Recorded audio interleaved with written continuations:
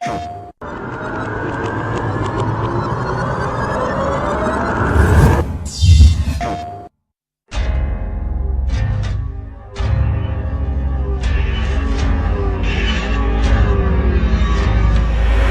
focus of this game has always been about these characters, and every decision we've made has always been, how do we show off this relationship? How do we show off this bond? How do we build Joel and Ellie over the course of the entire game and get you to care about each character and then how they relate to one another?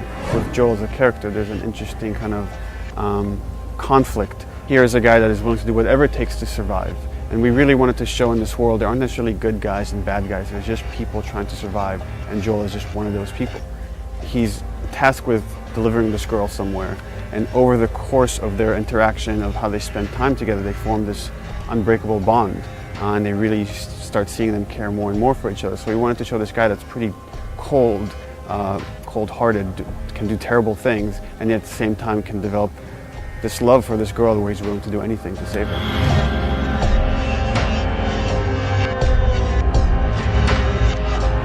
Well, it all started when we saw a documentary about this fungus called the cordyceps. And the way that fungus works is it infects different species of insects. The fungus develops inside them, burrows its way into its mind, and take control, essentially, of the insect. What if this thing jumped species and infected people? And that was the earliest inspiration. And so that was a really beautiful jumping off point to us, because we thought we could do something unique. It wasn't just your typical ambling zombie sort of thing, but we can actually have some science behind it and ground these things. And we don't want to just make the typical ghoul. We want to actually bring the fact that this is a suffering human being that actually, like, if you and I were caught by this, then that's a traumatic experience. And then put yourself in Joel, Tess, and Ellie's shoes, and it's like, this is the last thing that we want to happen. These two stages, these two classes of infected that you're seeing, there's the runners. And they still have a bit of vision, so they can kind of see you if you're moving around. You have to kind of watch out where they're looking. When you're dealing with something that can see you, it's much different than something that is stage 3 of the infection, or what they call the clickers, which is using echolocation, a form of echolocation. And then the clickers, it's all based on audio. So you have to make sure you're not making a lot of sound, you're not breaking a bottle, you're not doing something that will draw them to your location.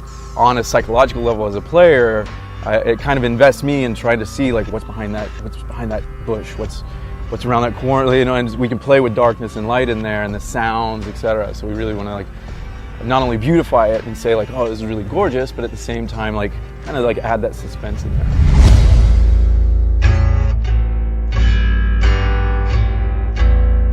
What you want to see is the contrast between the stark reality of the military city and that oppression versus, like, nature reclaiming the earth, what nature has done over 20 years, what the military has done fighting back the infection just to get this small little hovel, like, keeping their walls and their people contained, like, okay, we're safe, keep that locked down. You're in the city, and it's, in a way, you're surrounded by death. There's no one there. It's locations you're familiar with, and that should be filled with people, should be filled with life, and they're empty. First of all, it's beautiful and creepy. Like, it's one of those, like, weird, like, nature's pretty amazing kind of things. So there's that kind of darkness there, but at the same time, there's this beauty to it, whereas nature is reclaiming the earth and you're seeing all these trees and you're really drawn to explore it. And then you're also seeing the world through Joel's eyes, who's just a survivor. How am I going to get from point A to point B?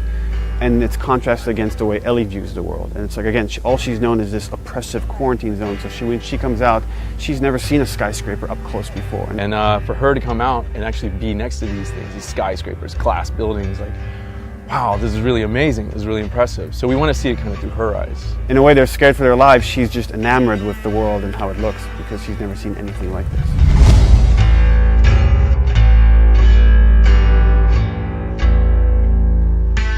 I'm sweating and I'm actually enjoying, and I know how to play these things, and every single time a new emergent situation exposes itself. Something new happens where a guy took a left instead of a right, and that was the guy that's gonna, like, destroy me, and I got no ammo now, what do I do? And that's a beautiful feeling.